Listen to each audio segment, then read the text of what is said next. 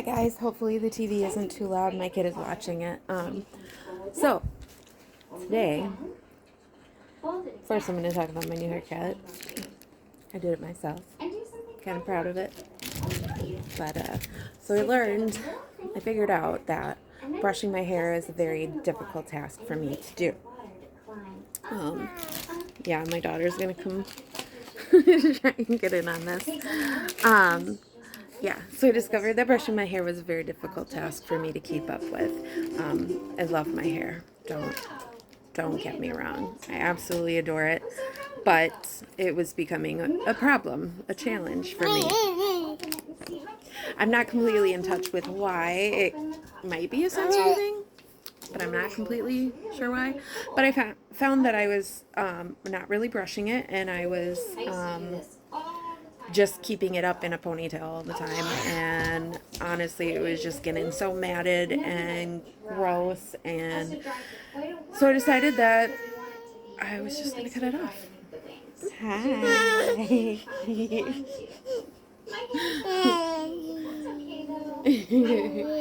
Say hi. So I ended up just cutting it off, and I have to say that it was a really good decision. I just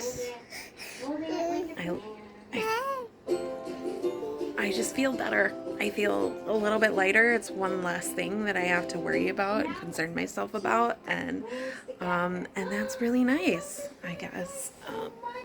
What are you doing? Your other slipper came off. Oh no! Anyway, so this was not what I was planning on talking about in this video, but I suppose we could add it in. It's not like I don't have time to make a video. I mean, I'm supposed to be putting away groceries, but we'll get to that after the video. If I've got the energy and focus to do the video, I want to run with it. Obviously, you can tell I'm feeling a little less autistic today than I have been recently, but I think it's because I'm doing a lot of things to kind of change my life to make it more autistic friendly, because now that I know that I'm autistic and I know what causes certain issues, it's much easier for me to work with it, I guess. I keep saying cope, but I don't know if cope is really the word that I want to use, because it's not a disease. Yes, my brain works differently, but that doesn't mean that it's broken. You know, it's just wired differently. And so, sorry, I didn't mean to blind you. It's hard to find a good angle. So I'm just kind of trying to find ways to work with it, work around it. There you go. Oh my gosh, it is super sunny out. And yeah, so that's kind of what I'm doing right now. That's not a good angle. I like the sun in my face. Anyway, I'm sorry. I'm kind of manic, maybe a little bit today. It's one of those days where I feel like I can kind of conquer the world, mostly because I just got my license reinstated, and I'm really proud of myself for that, because even making the phone call, getting that first step going to getting it reinstated was extremely difficult for me. That phone call, oh my gosh, I still feel like I'm having like major anxiety and issues recovering from that, which is insane because it's been over a week. No, not over a week. It's been almost a week. Just shy, 6 days, just shy of a week. So I'm proud of myself for kind of taking care of it immediately. That first day that I found out, which was, I think, last Thursday. No, I found out on Wednesday, I think. But it was just causing such extreme anxiety, I couldn't make the phone call same day. It's weird because, like, I don't necessarily need my husband to make the phone call for me, but, like, having him there helps, or having him kind of, as much as I hate it, push me to make those those adulting, and I say that term sarcastically. So if I say that a lot in my videos and it irritates you, I'm really sorry. It's not my intention. It's more of a I'm using it sarcastically kind of a way. So just a little disclaimer on that one. Anyway, so I got that done, which I'm really excited about. I actually had to, not only did I had to do two things that were very, very difficult. There you go. For me, I had to make a phone call, and then I had to go in person to pay the ticket that I needed to pay. If you're just tuning in and you haven't seen any of the last few videos, my license was recently suspended. Not because I did anything, but because of PDA, because of pathological demand avoidance. It's a huge thing in my life, so it's going to come up a lot. So please don't get mad at me if you get tired of it, because it's a big, big thing for me. So I got a ticket when I first got my license, which was only a few years ago, and I didn't pay it. My go-to is kind of to just ignore things, pretend they don't exist, because I just can't, like, I don't know how to handle it emotionally, and and I've been doing this for years, pretty much most of my adult life. You can do it. You do it yourself, honey. There you go. Good job. Good job. You did it. I knew you could do it. Hey, are you hungry? Would you like some food? No?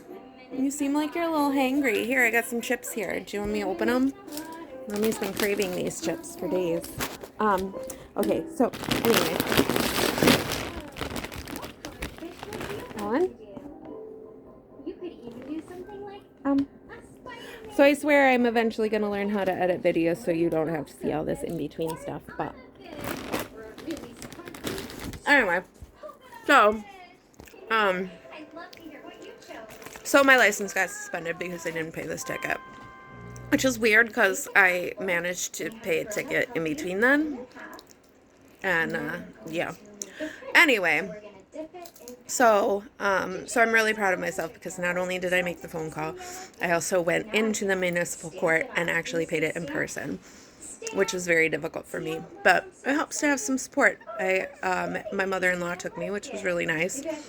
And of course, I feel really guilty because I've kind of been lying to people that have been asking because I'm still masking to a degree. Lying in that way was me masking. Because I don't want anybody to know that I'm like messed up. So I'm trying to get better about masking. I'm trying to not lie as much. I'm trying to be completely honest about what's going on in that. And I'm not trying to use it as an excuse by any means. I'm trying to learn how to not do these things. But it's very difficult for me. We live in a neurotypical world, and especially with other neurotypical people that don't have difficulties in these specific issues that I tend to have, it's very difficult for them to understand that my brain just works differently, and those things are more difficult for me, and I'm not saying that my mom, my husband, my mother-in-law, and my husband don't have the ability to kind of learn and understand how to work with me better or anything like that. I'm not saying that that's the case. I'm just saying that that it's difficult for me to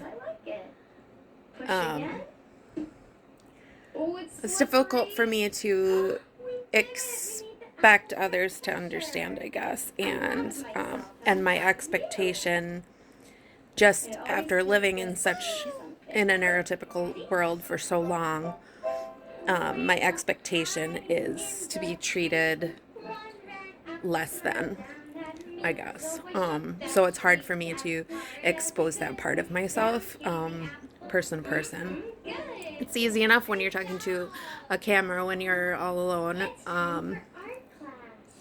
but it's difficult to do in person. Very difficult to do in person. Um, so, yeah. So,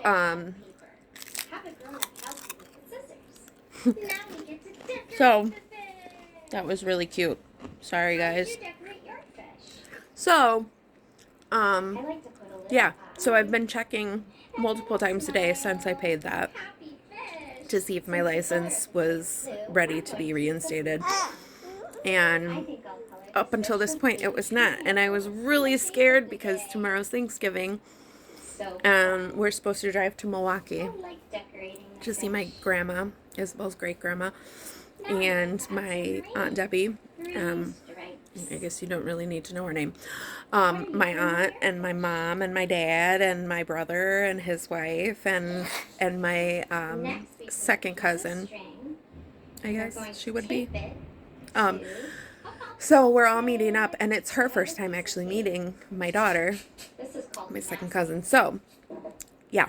So this is kind of important. Or no, I guess she would be my great cousin. Anyway, we always just call her my cousin. So this is kind of important, and it's also probably one of the very last holidays that we'll get to spend in my grandma's house, because she's getting older, and she's been trying to look for a new living situation, so that she could sell her house. So, yeah.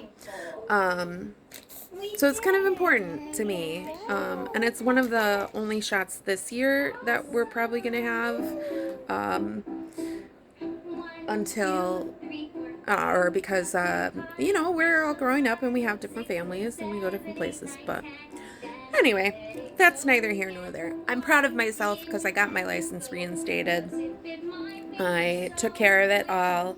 It was one of the first things that I did today, so I'm really proud of myself for actually making myself do that. And I'm also really proud of myself that I'm about to go put away all the groceries because I guess I shouldn't be proud of myself until I'm done. But I'm proud of myself for having the energy to do it and for being a self-starter and wanting to do it. So that's pretty good. Originally, when I decided I was going to do this video, I was going to talk about cleaning, but I don't even remember what I was planning on doing with that, so we'll skip it, and we'll talk about taking care of yourself as an autistic person. As a neurotypical person, it's not something that is typically really something that you think about, but things like brushing your teeth and things like brushing your hair, and things like plucking your eyebrows. Yeah, bad on that one.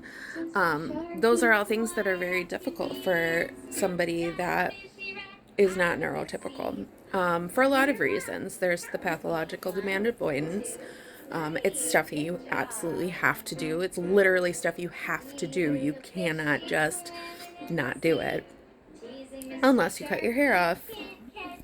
You can avoid having to. I mean, I still have to brush it, but I can run my fingers through it a lot easier than I can a hairbrush. So we've got the PDA aspect of it, and then we've also got the sensory aspect of it. It's sensory stuff is a major thing because it's a physical reaction. It's not just mental. To a degree, it's mental because it can be overwhelming and it can cause some frustration and some overwhelm and stuff like that in your mental state. But it can also, I gotta wash it. It's kind of dirty. But also, shoot, I lost my train of thought. Oh, also it causes a physical reaction. It makes it almost feels like a anxiety attack or a panic attack, almost.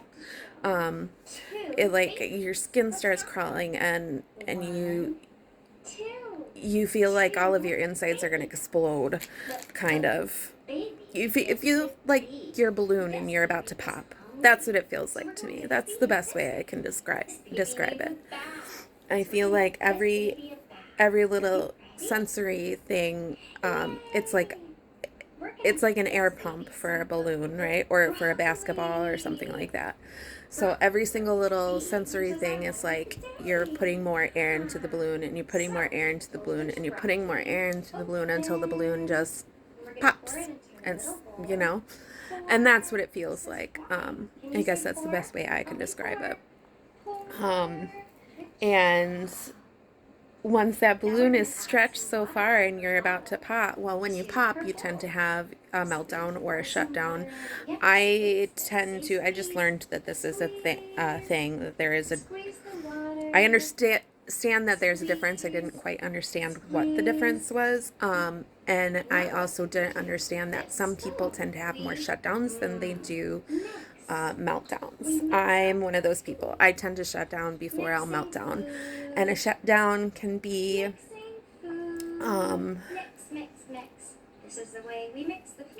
once you get to that point, you just kind of shrink into yourself. And I don't know, I guess that's, I don't know. I do have meltdowns, and my meltdowns represent as yelling. Sometimes I'll do like this because it's just so intense that I have to do something physically to get that energy out without popping, I guess. I don't know. Like I said, I'm still kind of exploring all this because this is all new for me. Not the experience itself, but being able to kind of put names and meanings behind it all. Now that I understand that I'm having these emotions for a reason, it's much easier to understand why. And exactly what they feel like, I guess. Yeah, I don't know if that makes sense. I'm hoping it does. I'm sure it does for neurodivergent people, but I'm not sure if it makes sense for neurotypical people. So feel free to ask any questions you want to ask. I'm relatively open. Like I said, I'm still learning, so I can be as open as possible in talking about it, but that doesn't necessarily mean that I have it all figured out. I guess I'm not exactly knowledgeable on the subjects just yet, but I'm working on it. So these are just kind of things that I've been learning about myself and about my autistic traits, I guess. Anyway, so yeah, so both PDA and sensory can cause a lot of issues with taking care of yourself. There's also, you know, the comorbidities that come with it, such as bipolar and depression and things like that, which also play a big role in taking care of yourself. You know, your ability to shower, your ability to clean, your ability to wash your hair. Wash your hair is right there with shower. I mean, kinda. But anyway, so it's kind of a... Here's another analogy. I'm doing really good with analogies today, apparently. So it's kind of like your... Okay, so taking a shower doesn't feel like much. Again, it's another thing that PDA on sensory can affect, like showers. Sorry, I'm thinking as I'm speaking. So, um,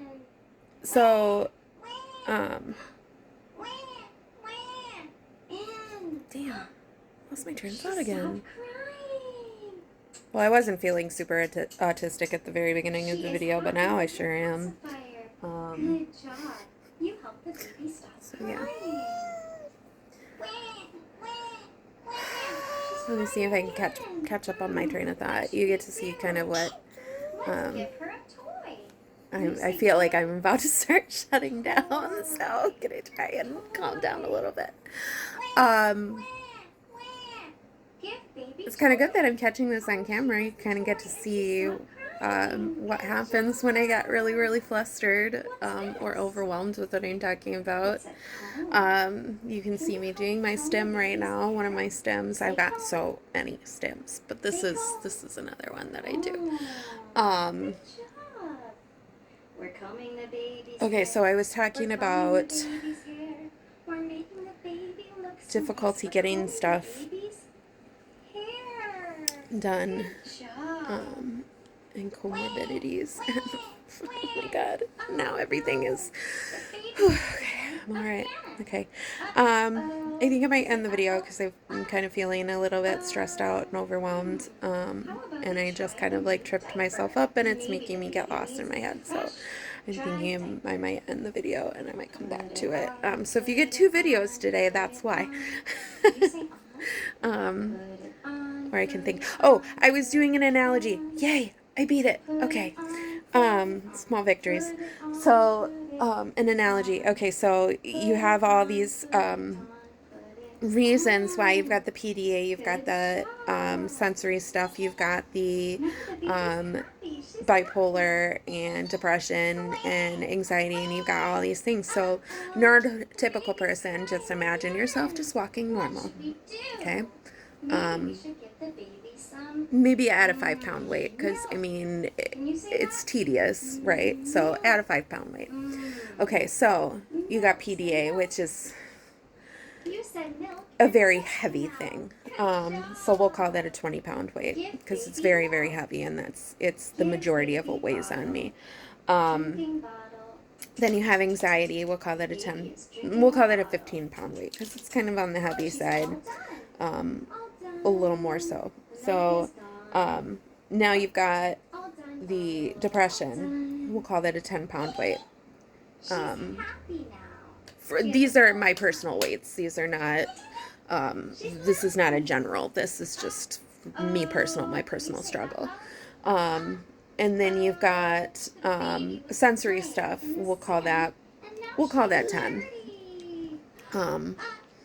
Because as far as like my body sensitivity, things like brushing my hair, brushing my teeth, or taking a shower, they're not like super high on the sensory list for me. I'm more of a sensory seeker than a sensory avoider, I guess. I like sensory most of the time, I guess.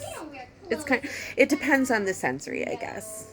It depends. I like to feel things, and I like to eat things with certain, I mean, we'll get into sensory another time. That's neither here nor there.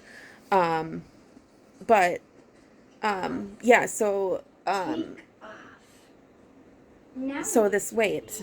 So you have all these things compacting the weight, and it gets really heavy and hard to carry. And so I'm no longer just me walking to the bathroom with a 5-pound weight. I'm me walking to the bathroom with a 5-pound weight and a 15-pound weight and a 20-pound weight and another 15-pound weight and another 10-pound weight.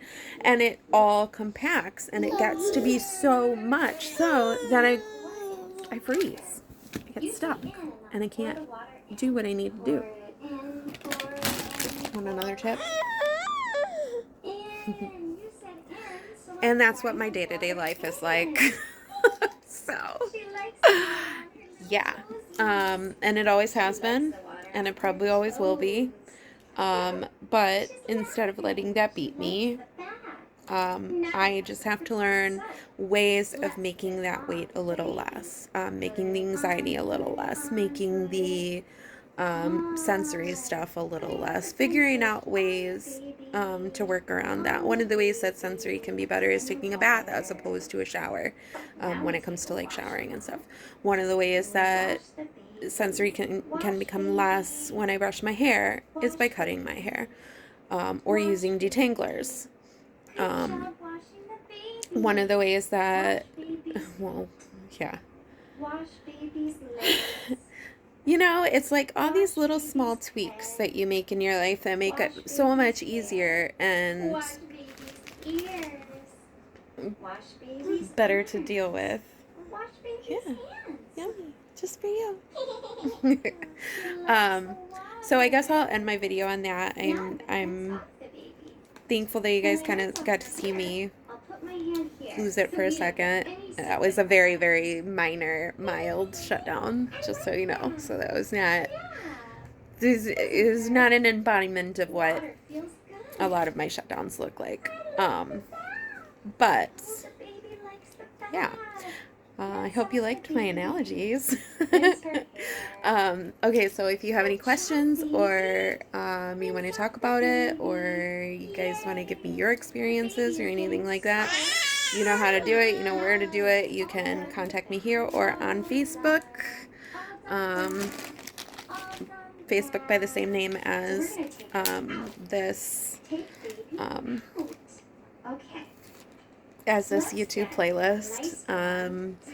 Yeah, so give me a holler if you want to. Let me know what you think and what your experiences are. Yeah, let's talk about it, guys. All right, I hope you guys have a wonderful day and a wonderful Thanksgiving, because I probably won't check in again before Thanksgiving now that I beat my shutdown. I don't think I'm going to make a second video. I don't think it's necessary. But yeah, I guess I'll talk to you guys soon. I love you. You're beautiful. Remember that you are wonderful just the way you are. And yeah, let's talk about it, guys. Bye.